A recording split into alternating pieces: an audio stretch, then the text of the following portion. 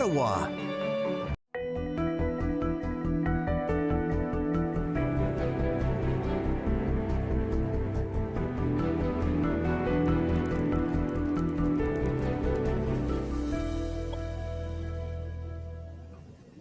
This has been a challenging year for our community. There's no question about that. And throughout this year, as we have been grappling with the coronavirus pandemic, important decisions have had to be made. City government has continued to function, even as there has been so much change in behavior, in activity, in communication in our city. So today, we want to provide you with an update to connect with your elected officials. We are doing a series of ward updates, one-on-one interviews with city councillors where we will talk about the issues arising from the coronavirus pandemic that directly affect you, your families, and your neighbors. We'll talk about some of the success stories during this pandemic, people rising to the occasion to help their neighbors and to thrive in this environment. And we'll talk about other important decisions that City Hall is facing as a result of the pandemic and on other files. My guest today is Riley Brockington, who is the City Councillor for Ward 16, River Ward. Riley, welcome. Thank you for joining us. Thank you, Mark, for having me. Appreciate it. And how are you? How have you been through this pandemic? What impact has it had on you and your family and your team at City Hall? Well, it's not every day you live through a worldwide pandemic. It has been challenging, no doubt, particularly in the early months. In March, when we all observed and witnessed the closure of schools and businesses, flights, planes no longer flying, it was a lot to take in. And certainly in the beginning, I personally went through a state of denial, not believing the true impact of how bad this pandemic was worldwide, but also affecting our own city. So it was a bit of a transition. Thankfully, spring came and able to get our sea legs and really work with our residents right away to make sure their basic needs were being met. For those who were shut in or not mobile, not able to travel, that they were still getting groceries or getting the medical appointments. But we've been very busy. My office team are all working at home remotely. I've tried to remain here at City Hall and continue to work to have that balance between home and work. But like all my colleagues on council, it's been a challenge, but our priority are our residents to make sure people are being taken care of. What do you think some of the lessons are arising from the first few months of this pandemic? How the city has handled it, how the community has responded? What are your observations on that? Well, it truly takes a team, an integrated team, to address all the issues that we have. And to the city manager's credit, a number of ad hoc groups and task force were created to really look at community and social needs, the most vulnerable people in the city. So very happy in that regard. And a lot of the community organizations that deal with at-risk populations have stepped up, including in River Ward, family houses in some of our social housing communities, and other agencies who, again, are really concerned about the most vulnerable to make sure that they're being taken care of. So there are always lessons learned from events like this. No doubt there'll be, once this is passed, a lot of reflection on what can be done better. But certainly, I'm very impressed and proud of how Ottawa has come together from the very top to very local grassroots organizations. It was different at the beginning. I think we really now have found a way to live with the pandemic as best we can and go about our business, but there are certainly needs out there that continue. What are your thoughts as we move into a new phase with kids being back at school and some people returning to work and those kinds of things going on?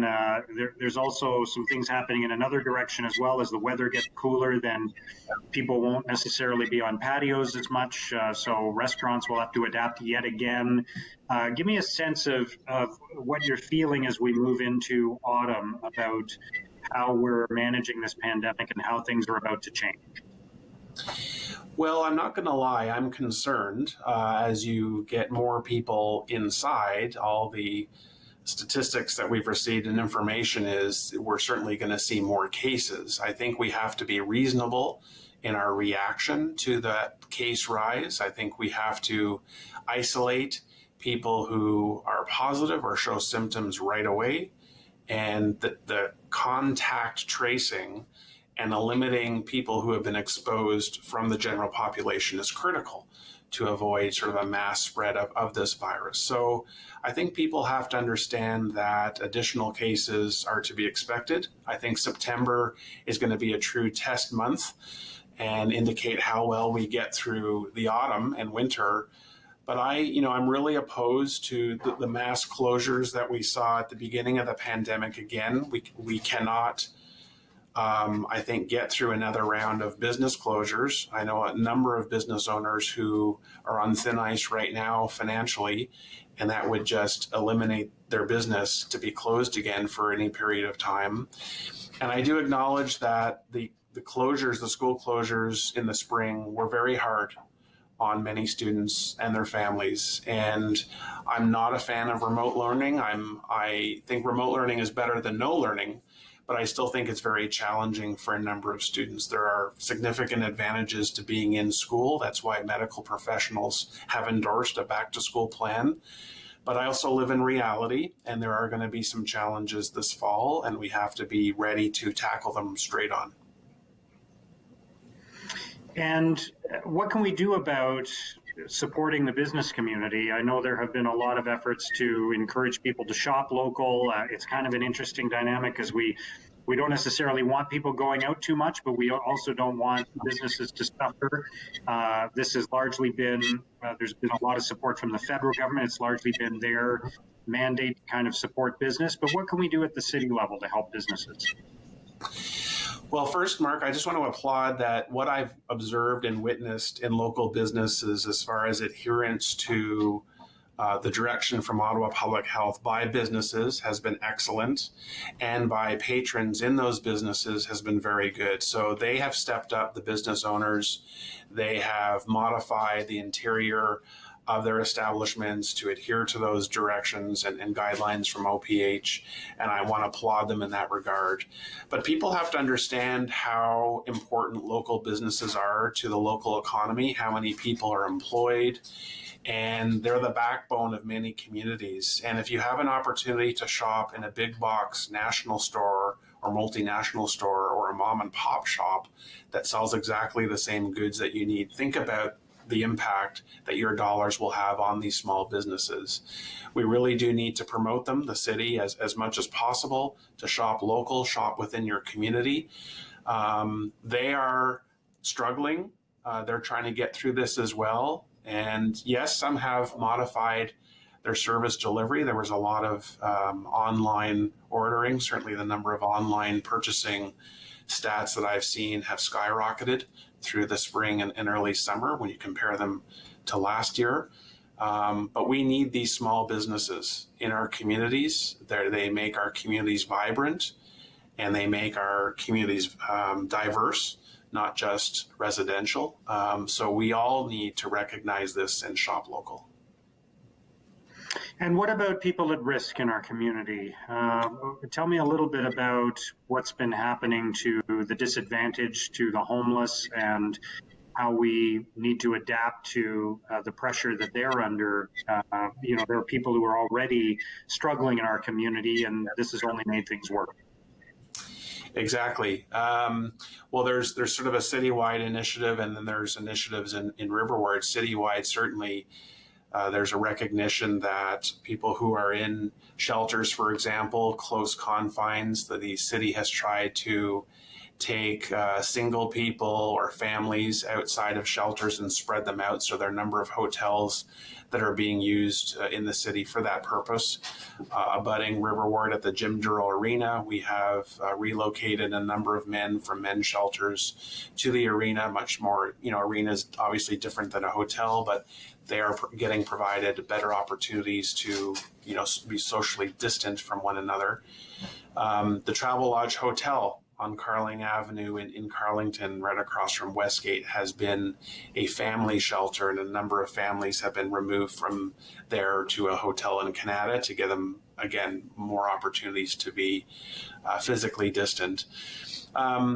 But no, the city takes this very seriously. And as I said, there's a task force that looks particularly at the social and community needs that exist, that people who are vulnerable are at a higher risk of contracting the virus. And so there's a lot of effort and focus and resources that are being invested across the city, but particularly for the most marginalized. So it's quite serious. I'm pleased with the efforts that the city has undertaken, and they continue to listen and modify their plans, both within particular wards, but also across the city.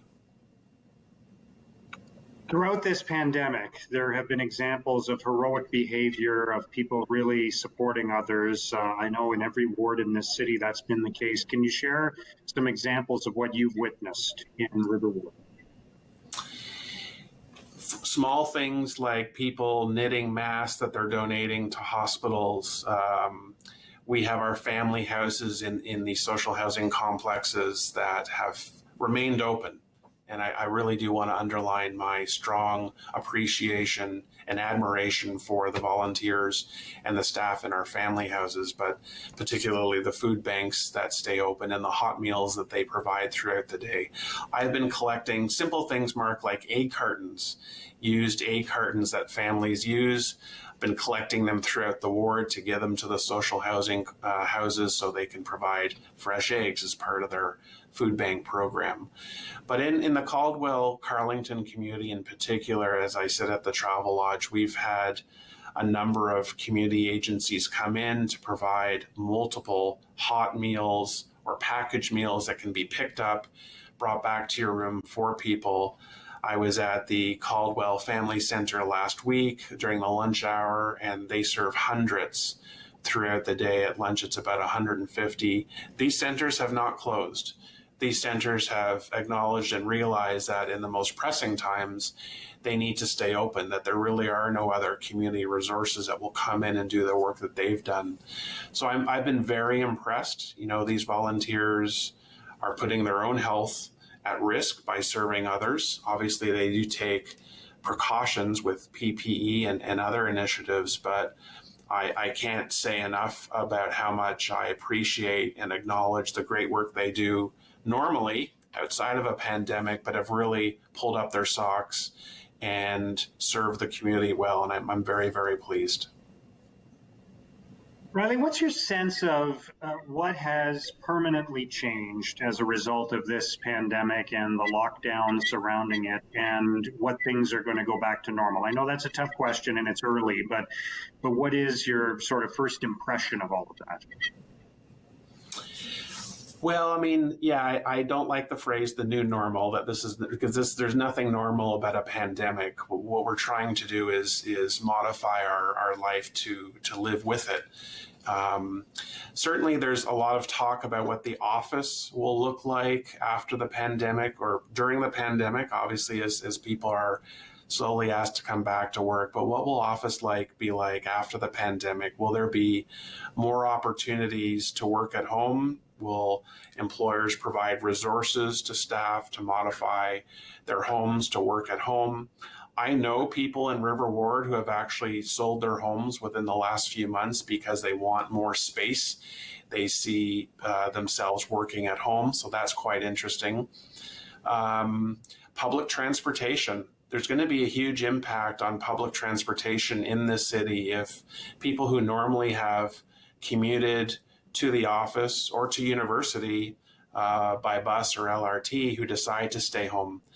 That is going to have we're going to have a significant conversation in the city about the future of transit, the future of expanding the transit system, spending billions of dollars if the future volumes of riders does not continue. So it's those types of things, and certainly the business community, whether expensive storefronts to operate as part of the future landscape or whether there'll be significant evolution towards online. Certainly online shopping exists now, but if I'm thinking about opening a storefront, does it make financial sense to spend the money for that physical presence versus an online presence? So I think those conversations started a while ago, And the pandemic, I think, has brought everything to the forefront and is going to force some major decisions to be taken over the next little while.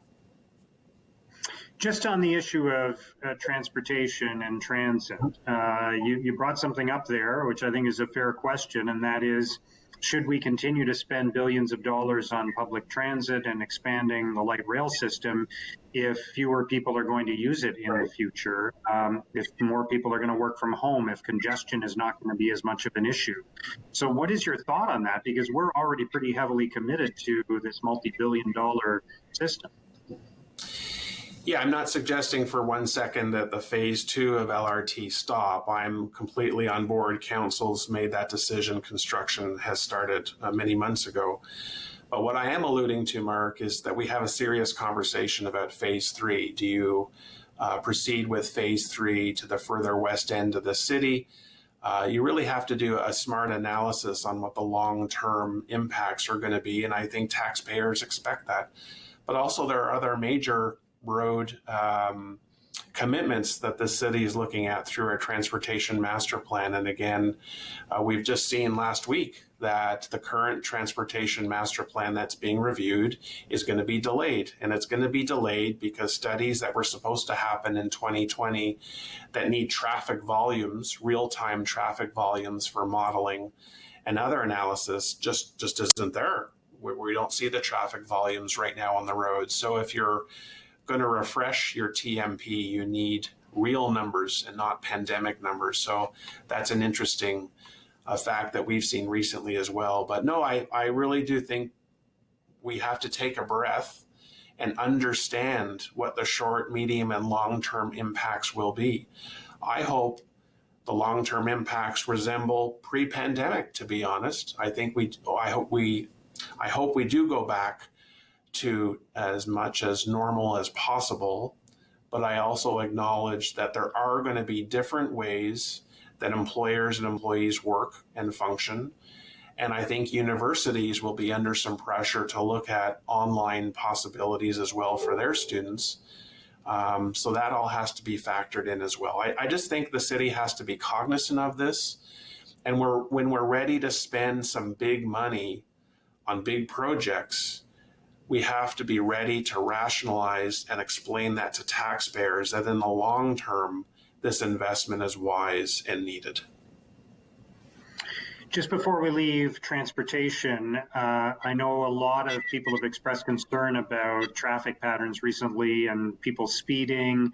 That was an issue before the coronavirus. In some cases, it's been, on some roads, it's been even more of an issue during the pandemic because the roads have been so open, people have been traveling even faster. What's your opinion on where we stand in the fight against speeding and making the roads safer? We're losing, Mark. It's a battle that we haven't come close to winning.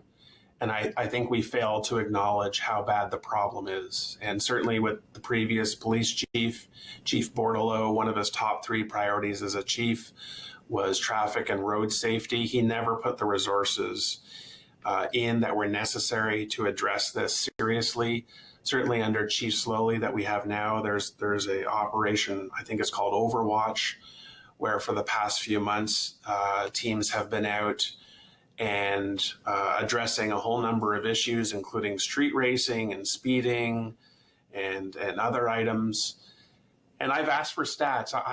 Their press releases are great. Their numbers look impressive. But I've said, how do you compare these numbers and this focus to previous years? And I have not been able to get that data because I want to see whether there's a net impact or not.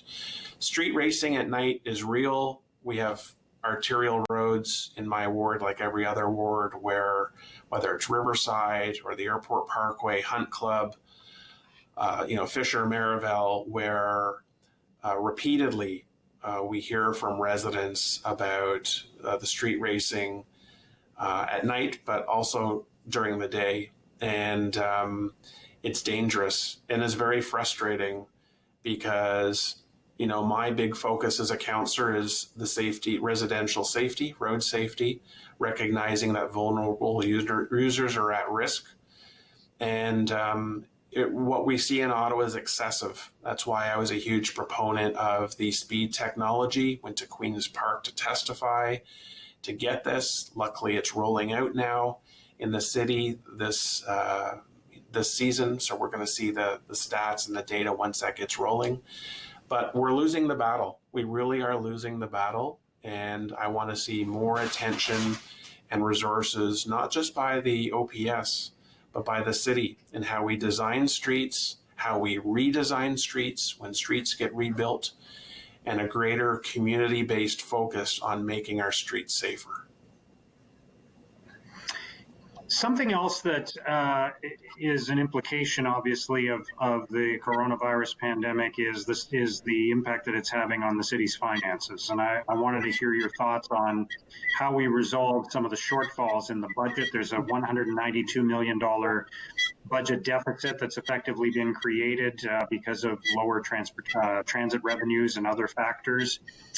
You're going to get some support from the federal and provincial governments, but that's not going to cover all of it. So what do we have to consider going forward? Higher taxes, cutting in some areas? What are your thoughts on that? Yeah, raising taxes is not my first option. It never has been, and it never will be. Thankfully, the federal and provincial governments have recognized the significant impact COVID has had on municipalities. We did receive a large contribution recently, about $130 million, about 2/3 of what our estimated budget deficit for 2020 has been projected to be. And more money may be coming. They're saying, look, we are going to give you some upfront money now, and once you sharpen your pencils and refine the impacts that this will have, there will probably be a phase 2 for those funds. But the 2021 budget will not be a fun process. The city will have to seriously look at spending that it has, and there have been attempts throughout 2020 to be more tight with multiple budget lines. I don't think it's going to be a $192 million deficit. And speaking to a number of general managers, there's some indication that they were perhaps a little more liberal with some of their numbers. And again, things are going to be tightened up. So that's promising as well. But Mark, like I said, I don't believe you should tax your way out of tough times. I think you need to look at the spending that this $4 billion organization has and make some tough decisions, because my residents can't afford, after this year, many of them out of work, to pay more in their property taxes. I think we hold the line on a 3% upper limit. There's certainly a number of needs in the city that continue to need to be addressed, but I've never been supportive of raising taxes as a first option. I wanted to talk about Mooney's Bay, the beach and the park there, because I know that it has become a gathering point during the pandemic. Lots of people have been gathering there, and I know a lot of them do it at a distance, and it's safe, but there's always risk when you're bringing people together like that. So what are your thoughts on that, and how do we strike the right balance? Well, certainly Mooney's Bay Beach and Park has been in the news this year. Canada Day, they saw so many people, the park had to be closed down late at night. But I do see Mooney's Bay as a good news story. This is not a local city park. This is a regional park, probably the most visited in the city of Ottawa. And, 84 acres. There's so much for families to do here, and it really has become a destination in this pandemic, with so many opportunities at museums or other places closed in the spring and early summer. Families had limited options of where to go. And of course, the park and beach is free, and there are multiple amenities within the park to enjoy. And it's great to see. I live very close, so I'm in the park frequently, and I love to see the families there.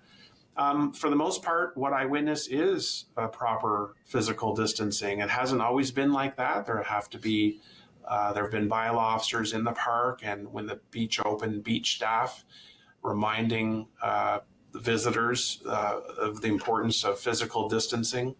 But I think people get it, and people have been respectful. Certainly, you may recall the city had those circles in the parks at the beginning of the summer that people thought were a unique idea, and they liked those. But Mooney's Bay Park is huge, and people are spreading out and enjoying it, and will continue to enjoy it. But with the closure of Britannia Beach this summer, with the beach being dredged and some work there and the beach itself being closed, we knew Mooney's Bay was going to be busier this year. We knew there'd be more visitors, even though the festivals that we see in the area were not happening. It has consistently been a busy year, and the beach staff, the lifeguards, the maintenance staff have done a really good job at keeping the park and beach clean. We've had so many more visitors. There's been a lot more garbage and recyclables that have to be taken care of, and they've stepped up and done a great job. Our city continues to grow, and there are still big decisions to be made about growth in even in a pandemic. And one of the consequences of that growth is we're seeing approval for and applications for a number of different high-rise buildings, some of them close to transit. How do you feel about that, particularly as it impacts your ward? Well, the ship keeps sailing. Pandemic or no pandemic, we continue to have people coming to the city. Families are increasing in size, and some people want to downsize, and others want to move into this great city. So, we're seeing a net increase of our city's population in excess now of 10,000 per year. These people have to live somewhere, and so the market has to respond, and housing continues to be built in this city. I think it's great. I strongly support high density near rapid transit stations. I think all transitway and LRT stations should see high density around them to make it easy for people not to own a car and get on the LRT or transitway to go about their business in this city. And that is basically a policy of the city, that we will facilitate opportunities to make that happen.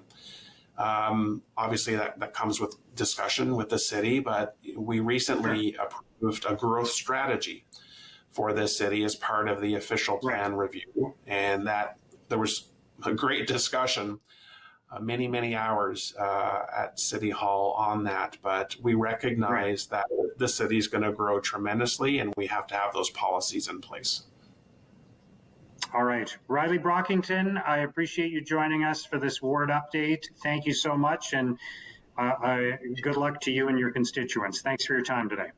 Thank you for the opportunity. Much appreciated. And that concludes our ward update for Ward 11, River Ward. Thank you for watching.